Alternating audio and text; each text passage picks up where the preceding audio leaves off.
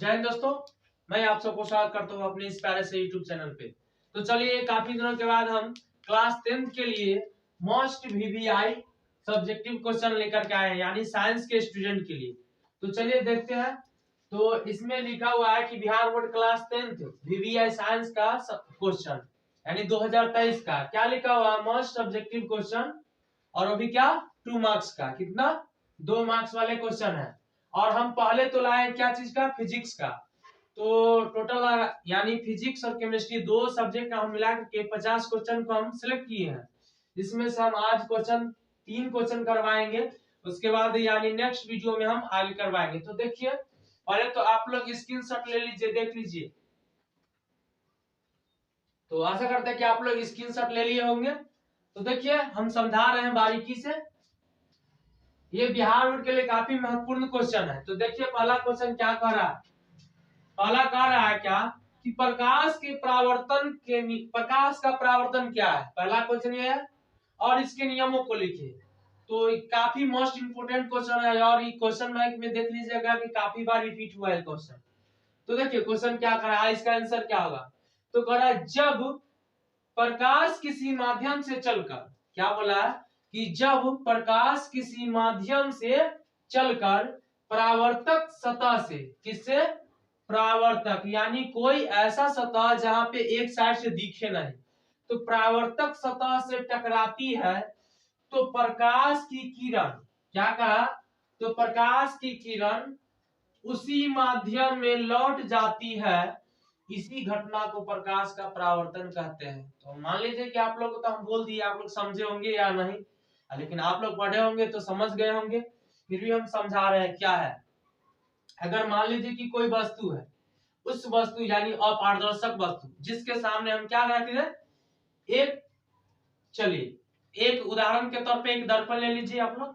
तो दर्पण पे आप लोग सर्च लाइट जो होता है, यानी जो हम लोग लाइट बोलते हैं, जो यूज करते हैं हम लोग 3 सेल वाला, उसका यूज करके अगर उस पे आप लाइट मारिएगा तो उसका क्या होगा, विपरीत दिशा में, यानी जाएगा तो सेम फोकस सही जगह पे, लेकिन क्या होगा, वो अपनी दिशा में परिवर्तन तो करेगा।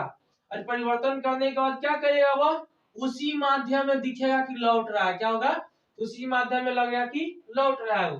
तो क्या कहता है कि जब प्रकाश किसी माध्यम से चलकर परावर्तक सतह से टकराती है, तो प्रकाश की किरण, क्या, तो प्रकाश की किरण उसी माध्यम में लौट जाती है। इसी घटना को क्या कहा जाता है, प्रकाश का परावर्तन कहा जाता है।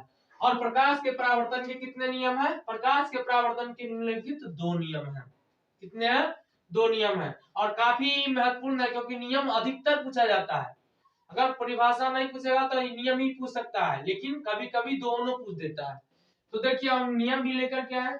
तो पहला क्या है, आपतित किरण, परावर्तित किरण तथा आपतन बिंदु पर डाला गया विलंब, तीनों क्या चीज में है, तीनों एक ही तल में होता है। क्या बोला है कि जब पर, यानी आपतित किरण यानी आने वाली किरण, परावर्तित मतलब यानी जाने वाली किरण, तो आपतित किरण और परावर्तित किरण तथा आपतन बिंदु पर डाला गया विलंब, तीनों क्या चीज में है, एक ही तल में होता है, यही बोला है।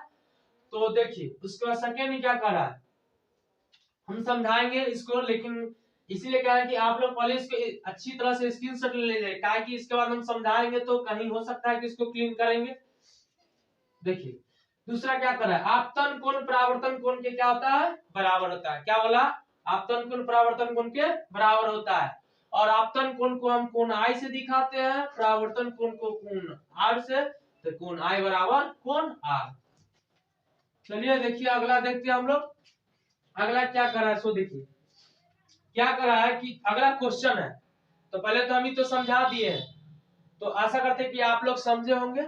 तो आप लोग इसको या तो पॉज करके, या तो क्या करिएगा कि स्क्रीनशॉट लेकर के इसको पहले लिख लीजिएगा, क्योंकि काफी महत्वपूर्ण क्वेश्चन है। जितने भी इंपोर्टेंट क्वेश्चन है उस सारे क्वेश्चन को हम इस वीडियो में हम करवाएंगे धीरे धीरे से। चलिए देखिए, अभी तो आप लोग के पास होगा 1 महीना के करीब में टाइम है। तो देखिए उससे ज्यादा तो नहीं है। देखिए हम इस नियम को हम समझाते हैं, लेकिन क्या करेंगे कि जगह तो इस जगह पे नहीं है। तो देखिए हम सिर्फ इसको बताते हैं। जैसे मान लीजिए हम छोटा सा फिगर लेते हैं, मान लीजिए कि हम एक कोई यहाँ पे कोई समतल जगह ले लिए, क्या ले लिए, समतल, यानी या तो हम इसको बोल सकते हैं अवतल, समतल दर्पण भी बोल सकते हैं। और इस पे क्या ले लिए, एक बिंदु ले लिए, इस बिंदु को हम वो मान लिए जिसको हम कहते हैं क्या चीज, आपतन बिंदु। क्या मान लिए, आपतन बिंदु। ये मेरा क्या हो गया, आपतन बिंदु। क्या हो गया, आपतन बिंदु। और उसके बाद अगर मान लीजिए कि हम इस पे एक क्या ले लिए, एक लंब खींच दिए, क्या खींच दिए, लंब खींच दिए, तो इस लंब को हम बोलते हैं अभिलंब या लंब, दोनों नाम एक ही होता है, अभिलंब या लंब, दोनों का अर्थ एक ही होता है। उसके बाद अगर मान लीजिए कि हम इधर से कोई किरण दिए, क्या दिए, प्रकाश का किरण दिए, तो इसको हम बोलते हैं आपतित किरण। क्या बोलते हैं, आपतित किरण बोलते हैं। क्या बोलते हैं, आपतित किरण। और यहां तक आने के बाद ये जो है दर्पण से टकराता है, तो इस इधर की तरफ जब जाता है तो इसे कहते हैं हम परावर्तित किरण। क्या बोलते हैं, परावर्तित किरण। और इसके बीच को, इसको तो बोल दिया कि अभिलंब है, तथा इस दोनों के बीच में एक होता है कोण आय और एक होता है कोण आर। क्या होता है, कोण आय, कोण आर। तो आप परिभाषा को समझाते हैं, सो देखिए क्या करा है, कोण आय को हम बोलते हैं आपतन कोण, इसको परावर्तन कोण। तो देखो आपतित किरण तो आपतित किरण, परावर्तित किरण तो परावर्तित किरण, तथा आपतन बिंदु है ओ, तो आपतन बिंदु पर डाला गया एक लंब, क्या डाला गया है ना, एक लंब यानी अभिलंब, तीनों क्या है, एक ही तल पे होता है। क्या ये एक तल है, एक तल, इसका नाम जैसे हम रख दिए समतल दर्पण। क्या रख दिए, समतल दर्पण ही रख दिए। तो क्या एक ही तल पे है, आप लोग समझ गए होंगे। तो थोड़ा सा इसीलिए कहा कि आप लोग घिचपिच हो जाएगा, क्योंकि हम समझाएंगे तो जगह को देखते हुए।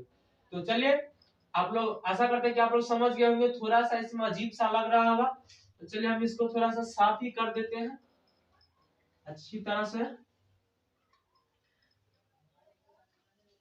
तो देखिए,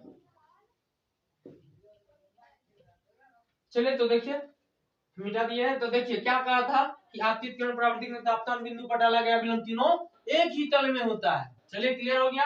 अब क्वेश्चन सेकंड पे आते हैं। सेकंड नंबर क्वेश्चन क्या करा है कि अवतल दर्पण और उत्तल दर्पण के दो दो उपयोग को लिखे। क्या कहा है, अवतल दर्पण में उत्तल दर्पण के दो दो उपयोग को लिखे, क्योंकि उपयोग सबसे अधिक पूछता है कि आखिर इसका उपयोग हम करते कहाँ पे। तो देखिए अवतल दर्पण, तो अवतल दर्पण का उपयोग निम्नलिखित, सॉरी अवतल दर्पण में निम्नलिखित उपयोग है।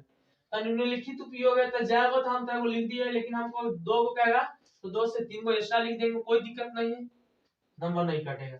उसको देखिए तो क्या करना है, तो पहले तो इस तरह से लिखेंगे। देखिए हम लिखने का तरीका देखिए कैसे लिखे। पहले आप तो परिभाषा लिखे, उसके बाद नियम दबिएगा, तो थोड़ा बीच पे आकर के उसके बाद लिखिएगा, उसके बाद जो नियम होगा वो लिखिएगा। उसी तरह से सेम वही वही वही चीज हम दोहराए यहाँ पे, ठीक है। तो आप अवतल दर्पण के निम्नलिखित उपयोग है। पहला, हजामती दर्पण में, क्या चीज में, हजाम, जो हम लोग जो जाते हैं बाल कटवाने तो देखते हैं वहां पे दर्पण लगा हुआ रहता है, जो चेहरा हमारा बड़ा बड़ा भी दिखता रहता है एकदम साफ, लेकिन विपरीत रहते हैं हम लोग बैठे हुए।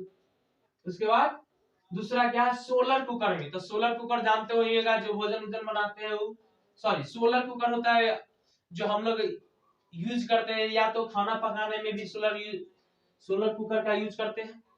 सोलर से जो खाना हम लोग बनाते हैं उसको ही कहते हैं।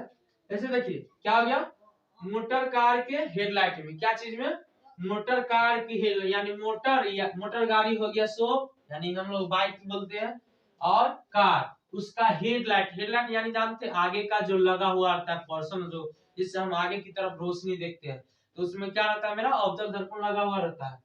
उसके बाद क्या कहा है, रोगियों के नाक कान गला जांच में, क्या बोला कि रोगियों के नाक कान गला को हम जब जांच करने के लिए जाते हैं, जब हम लोग दावा करवाने जाते हैं, मान लीजिए कि नाक यानी या तो किसी को नाक में या कोई कान या गला में कोई प्रॉब्लम होता है, तो उसको जांचने के लिए टर्च का यूज करता है, और उसके ऊपर एक लेंस की तरह ही लगा हुआ था दर्पण आता है, जिससे वो क्या करता है, उसको देखता रहता है। उसको जांचने के लिए किसका उपयोग करता है, अवतल दर्पण का। अंदर में डालेगा और देखेगा जूम करके वो जो रहता है यानी अवतल दर्पण का ही, जैसे हम लोग नहीं यानी ज्योमेट्री बॉक्स में देखते हैं जिससे हम धूप पे रखते हैं तो जल जाता है, तो उसी तरह का आकार का रहेगा उसमें, लेकिन वो रहता है अवतल दर्पण का बना हुआ कांच। उस पर देखिए क्या करा है। अब उत्तल दर्पण के निम्नलिखित उपयोग है। पहला, मोटर कार के साइड मिरर के रूप में। दूसरा, स्टिक लाइट। क्लियर हो गया। अगला देखते हैं, लेंस की क्षमता से आप क्या समझते हैं, इसका SI मात्रक लिखिए। क्या बोला है, लेंस की क्षमता का SI मात्रक लिखिए। तो लेंस की फोकस दूरी को यानी लेंस की फोकस दूरी के विक्त क्रम माने उल्टा, तो विक्त क्रम को क्या कहते हैं, लेंस की क्षमता कहते हैं। क्या कहा, लेंस के फोकस दूरी यानी f को, तो f के विक्त क्रम माने उल्टा को लेंस की क्षमता कहते हैं। और इसका SI मात्रक क्या होता है, इसका SI मात्रक डायऑप्टर होता है। तो डायऑप्टर जो होता है इसे हम D से दिखाते हैं, क्या चीज से, D से सूचित करते हैं। और P equal to 1/f, P से हम दिखाते हैं लेंस की क्षमता को, और 1/f यानी विक्त क्रम माने उल्टा हो गया। तो इस पे सवाल भी बनता है, तो काफी इंपोर्टेंट क्वेश्चन था। तो आशा करते हैं कि आप लोग समझ गए होंगे। तो आप लोग इस वीडियो को अच्छी तरह से देख लीजिएगा। हाँ, अगर वीडियो आप लोग को अच्छा लगा हो, हाँ इस बार जो बच्चा स्टूडेंट जो है क्लास 10th का जो एग्जाम देने वाले हैं, सारे बच्चे के पास ये वीडियो शेयर करिएगा, ताकि आगे का जितना भी क्लास उसमें क्या रहेगा, वो जुटा हुआ रहेगा। तो चलिए, इसके साथ हम क्लास यहीं पे समाप्त करेंगे। तो अगर वीडियो आप लोग को अच्छा लगा होगा तो प्लीज मेरे चैनल को सब्सक्राइब कीजिएगा और अपने दोस्तों के साथ शेयर कीजिएगा। धन्यवाद।